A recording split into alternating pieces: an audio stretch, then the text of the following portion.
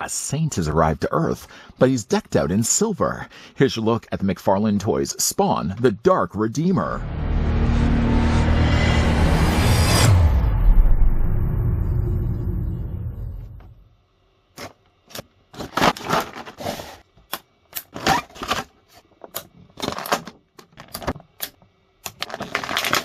The Redeemer is considered the anti-Spawn, heaven's equivalent of the Hell's Hellspawn, a powerful religious warrior infused with heavenly matter and purpose to be a durable warrior of God.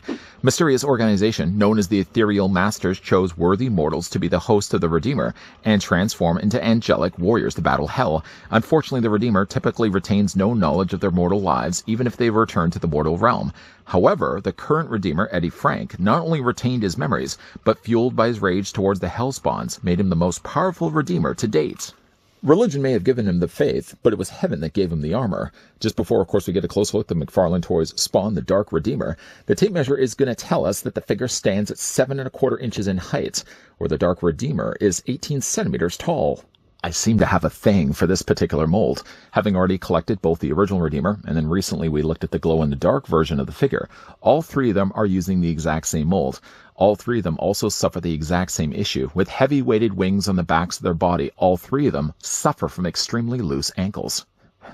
Trying, though, not to be a Debbie Downer about loose ankles, the figure does come included with 2 accessories. First, his trusty sword, which just so happens to be the exact same sword that the original Redeemer had. When this was cast in gold, this one, though, is cast in black plastic, and seems to be brushed over with a nice lighter gray. This same sword, if I can actually have enough fingers for this, was also used again when we got the glow-in-the-dark release, although this one did have a glow-in-the-dark blade. The glow-in-the-dark version of the Redeemer, more swords, did also come included with this sword, although the Dark Redeemer and the original Redeemer didn't have that. There was a couple of variations on that original Redeemer. Don't make me try to track down those as well. That probably will end up happening too. The sword does have the benefit, at least, while gripping hands on both sides, he has the means to actually hold the sword on either side. The sword itself is, again, nicely detailed. It kind of has like a bat face on the front of it, and very nicely decorative detail on both the hilt and the guard. Like I said, though, it does fit into either one of his hands, but then it will add even more weight to his already loose ankles. Just going to take this, fit into his hand. Try not to poke yourself in the process. That's already happened a couple of times already. But yeah, he does have the means to hold the sword. The problem, though, still continues to be one thing, and that's his loose ankles. Even though I've already really used the display stand, which was his one other accessory, attaching onto the bottoms of his feet in the hopes that the figure would stand on his own while I could just talk away about using the same mold on swords. Unfortunately, though, like this ankle, and even this one too, but mostly this one is the biggest culprit. It just is extremely loose. Couple that with the fact that you have to add wings on the back of the figure's body. Let's go ahead and just take the sword out of his hand for right now. The sword, by the way, there is no extra storage, so if you think you can holster it on the side, think again, Jack. It ain't gonna happen. Even though there are pegs, kind of like, it's more sculpted just by the way that the guard is designed. It almost would make you think that you could be able to plug this in. And I suppose they could probably have put a hole right there that you could take in the peg and then plugged it onto the side, but they didn't decide to do that. Like I said, though, the wings were something that had to be installed. These are one of those things that once you get the wings in place, good luck trying to remove them. And not that I really have a plan to take these off in the first place, but you really have to grind them in there. Not making them sure that noise in the process, but you really have to turn to get them actually in there, embedded into the plastic. And again, once they're in there, they're next to impossible to remove. The benefit of the wings is the fact that they also have hinges on them too. So again, not only can you rotate them back and forth this way, but you can also hinge them in and out this way as well. I would like to usually have my, well, I had this also with the original Redeemer. I usually had the wings back on display like this. And that may not have helped matters at all when it came to the stability of his ankles. I may have even caused the problem more greater than it was already in the first place. But like the wings themselves can be angled back. I like the way that they've actually molded these this time around.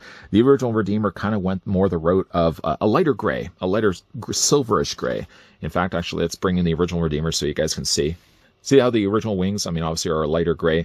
This one kind of, again, goes the same route, same approach really as the sword. Molding this in black plastic and then just brushing on. Gingerly, carefully. I mean, not even so carefully. Some of the areas obviously have a little bit more of the brushing of the lighter gray. Some of the areas don't. But it gets the job done. And boy, those are nice looking wings. I, again, like to have them angled more further back than forward. But unfortunately, though, that's going to even cause more chaos when it comes to the ankles holding the weight of this figure. Like, again, like you can see how loose that is. I'm going to see if maybe I can add some floor polish, some ways of tightening up joints. If you guys can think of other ways other than floor polish to tighten up joints on loose figures, let me know down below. But Yes, I will have to do that. Some remedy is required when it gets to fixing the ankles, because again, this guy has them.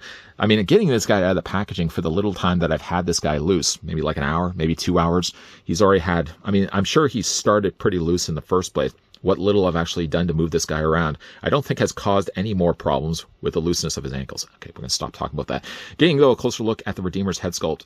It is, though, being the exact same as the other two. I got to say, the approach of going this with all silver is a nice touch on the figure. Again, for your source material, comparing the one to the other, Exhibit A is the first Redeemer. Exhibit A has lighter blue, and Exhibit A also has nice gold. Now, Exhibit B does have all this gold swapped out for silver instead. And while I do, of course, from the OG standpoint of things, still prefer the regular, original version of Redeemer as being my all-time favorite, there's something to be said about now decking this guy out in silver that really does pop on the figure sculpting. When we looked at the glow-in-the-dark version of the Redeemer, he kept the colors pretty much somewhat consistent. So instead of blues, well, he had darker blues, and instead of actually having just a matter gold, it actually had, well, you know, again, let's bring him in. All right. We got them all in front of us anyways. Here was the glow-in-the-dark version of the Redeemer, kind of keeping more to pastel colors. I like the coloring of this guy. But yeah, having this in black and now doing this in silver does wonders for this particular mold. Of course, you got the spikes there as his mohawk on the front, starting smaller with the spikes, getting progressively bigger in the middle, getting smaller there on the back.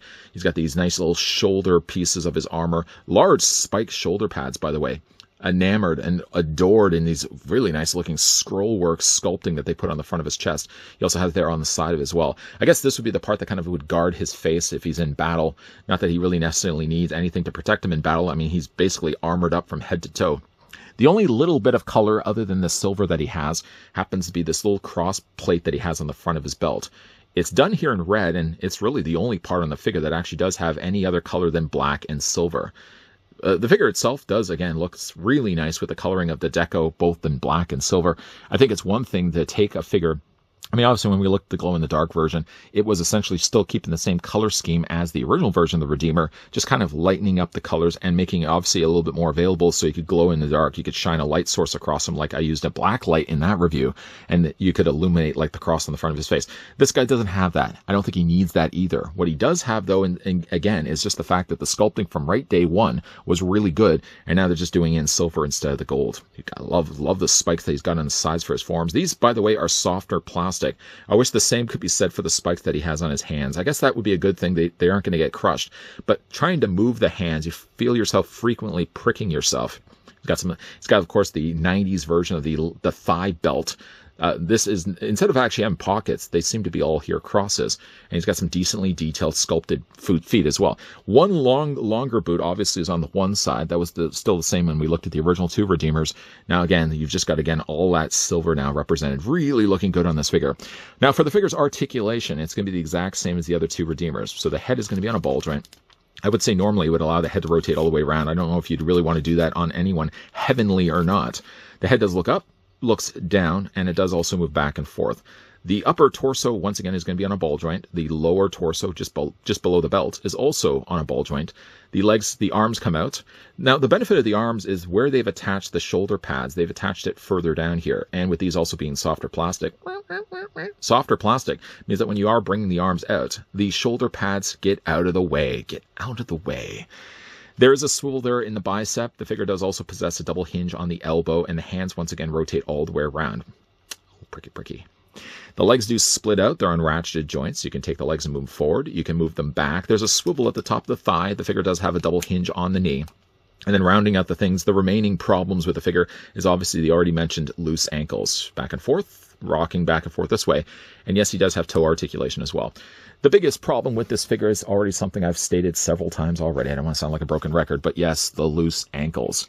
You know, the figure already has ankle pivots, you know, one of those rocking ankle joints that if you have any DC Multiverse figures or you have any Spawn figures for that matter, you already know kind of down the road as you have these figures on your collection shelf, they seem to develop looseness in their ankles. There's a couple of figures right now, in fact, that have now had to swap out using display stands because having the figure standing on their own, let's bring the wings down a little bit, having the figure standing on his own just couldn't cut it. So I had to use myself a display stand. I'm going to definitely have to do that right out the gate when it comes to displaying the brand new Dark Redeemer. Again, saying brand new, the figure has been around for a bit, but I did want to get around to reviewing this guy. Again, something about this mold could be said. It's a nice looking mold for Redeemer, but plagued with problems when it comes to his ankle articulation. Not that, again, it's exclusive at all to Redeemer, but when you're starting to add things like heavy plastic wings on the back of the body, of course, things like then loose ankles may be starting to be a problem. I was hoping, though, it wasn't going to be a problem getting the figure immediately out of the packaging, though.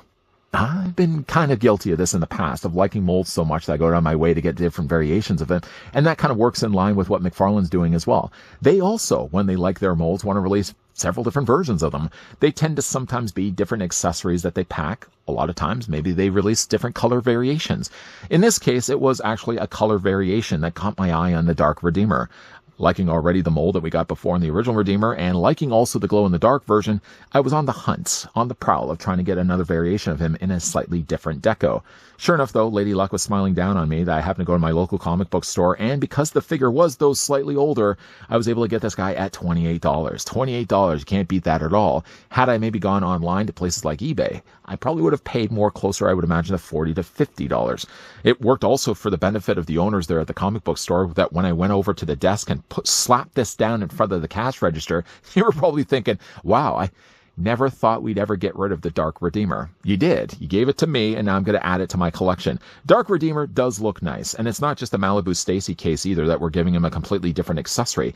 He's decked nicely, though, in silver and black instead of the traditional blue and gold.